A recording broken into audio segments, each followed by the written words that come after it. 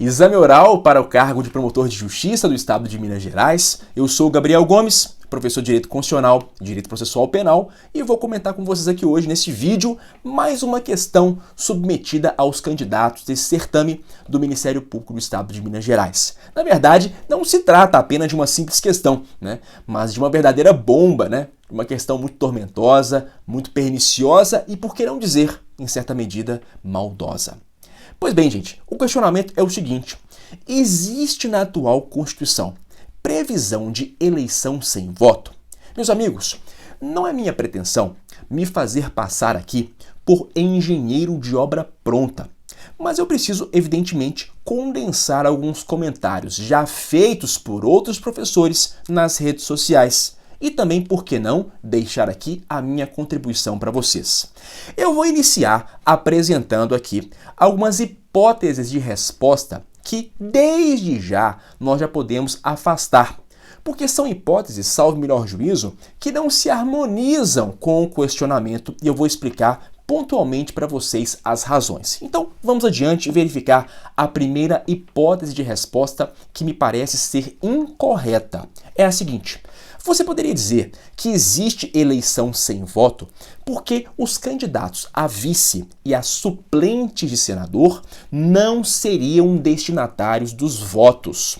Pois bem, gente, esta afirmação não está correta. Porque, no fundo, veja, os candidatos a vice e os candidatos à suplência de senador, eles se candidatam junto com o titular em uma chapa. E nesta medida é importante concluir que eles também são destinatários dos votos. Esta conclusão é facilmente depreendida dos artigos 77, parágrafo 1º e 46, parágrafo 3º da Constituição Federal. Bem como, e aqui eu dou os créditos ao professor Bruno Gaspar, que foi o primeiro a comentar essa questão nas redes sociais, também poderemos extrair isso do artigo 178 do Código Eleitoral, dispositivo que está em harmonia com a Constituição, e que vai dizer, no fim das contas, que os votos são direcionados à chapa. Tanto é verdade, pessoal, que quando, por exemplo, a chapa vai experimentar algum problema de ordem eleitoral relacionada a abuso do poder econômico, abuso do poder político, enfim, a repercussão jurídico-eleitoral alcança toda a chapa e não apenas o candidato ao cargo titular. De modo, então, que o candidato a vice e os suplentes são igualmente destinatários dos votos e são eleitos com votação. Beleza? Joia! Segunda resposta que eu também quero aqui afastar de antemão diz respeito à eleição do tipo indireta. Nós temos sim na Constituição, no artigo 81, parágrafo 1º, uma hipótese de eleição indireta no Brasil. Se dá naqueles casos de vacância nos cargos de presidente e vice-presidente da República nos 2 últimos anos do mandato eletivo.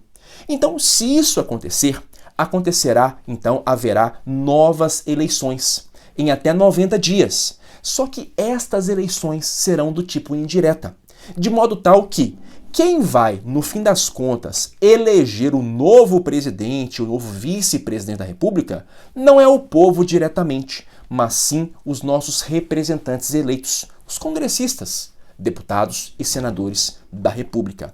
De modo, então, que no caso da eleição indireta, igualmente, meus amigos, haverá voto, de modo tal que esta não é a resposta adequada à questão.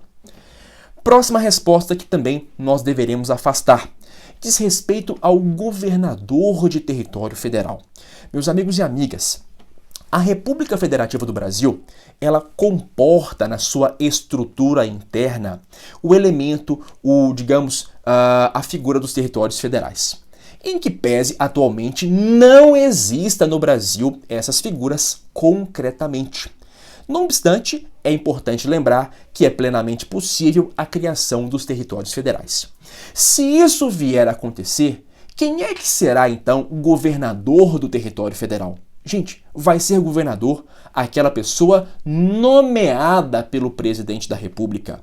Isso porque aponta, neste sentido, a regra estampada no artigo 33, parágrafo 3º da Constituição, bem como no artigo 84, inciso 14.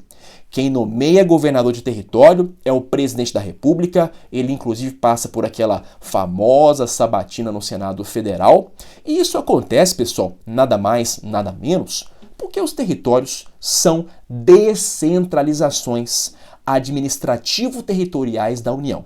Os territórios pertencem à União, então nada mais lógico pensar que quem vai nomear o governador de território é o presidente da República. E o governador acaba tendo, então, status de ministro de Estado. Praticamente, né, em termos práticos, é o que vai acontecer. Beleza? Então, realmente, pessoal, não se trata aqui de eleição, mas de nomeação, como está claro nestes dispositivos que eu acabei de mencionar para vocês. Agora, a resposta aqui, na minha visão, melhor se harmoniza com a indagação feita, está relacionada com o sistema eleitoral do tipo proporcional. Amigos e amigas, nós temos no Brasil atualmente dois sistemas de eleição. O sistema majoritário, em que vai se sagrar vencedor aquele candidato que acabar reunindo a maior quantidade de votos, e o sistema do tipo proporcional, né, que é levado em conta nas eleições para deputado federal, deputado estadual e também eleição para vereador. Segundo o sistema do tipo proporcional, que tem bases, que tem raízes na própria Constituição, lá no artigo 45, salvo melhor juízo, esse sistema estabelece, então, que será vencedor nas eleições para deputado federal, estadual ou vereador, não apenas aquele que tem o maior quantitativo de votos. A eleição, né, vai depender diretamente aqui do número de votos obtidos pela legenda, pela agremiação partidária. Então, além do voto propriamente dito, nós temos que levar em conta algumas variáveis, quais sejam quociente eleitoral e quociente partidário. Então, o que acontece aqui dentro do sistema proporcional, que é um sistema muito interessante, né? Até porque ele prestigia aquelas pessoas que são de segmentos sociais minoritários. Mas, de outro lado, este sistema traz aí algumas dissonâncias muito preocupantes. Uma delas, por exemplo, é o famoso efeito arrastamento. Aquele efeito gerado pelo puxador de votos, conhecido por alguns como efeito tiririca.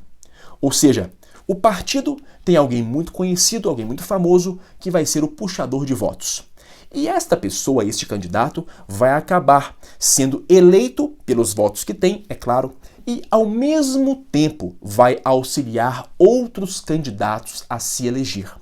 De modo que esses candidatos que não são tão conhecidos assim e que recebem uma minoria de votos podem ser eleitos, se aproveitando então não da votação própria, mas da votação deste, entre aspas, puxador de votos. É claro, né, pessoal? É necessário observar atualmente a chamada cláusula de barreira, que está no artigo 108 do Código Eleitoral. De maneira que, para ser eleito, é preciso alcançar no mínimo 10% do quociente eleitoral. Mas isto não impede, evidentemente, que este alguém que não foi tão bem votado assim acabe sendo eleito com base nos votos de outro candidato. Acabe sendo eleito com base no voto obtido pela legenda partidária, pela agremiação política. E aí, nesse contexto, é possível sim, no meu entendimento, nós chegarmos à conclusão de que é possível haver eleição sem voto. Porque a eleição vai se dar não com base na votação própria, mas com base na votação da legenda e da agremiação partidária. Ok? Era isso então, meus amigos, que eu tinha para trazer para vocês sobre este questionamento. Obviamente que o padrão de resposta pode ser outro, né? Não dá para imaginar o que o examinador pensou quanto a esta resposta, sobremodo quando se depara com um questionamento dessa envergadura. Mas vamos aguardar as cenas dos próximos capítulos e vamos discutir, vamos debater e aprender juntos, né, com este exame do Ministério Público do Estado de Minas Gerais. Se você gostou desse vídeo, não esqueça de deixar o seu like aqui embaixo e de nos seguir no Instagram e também no YouTube, @Constitucional na Veia. E até a próxima oportunidade. Tchau, tchau!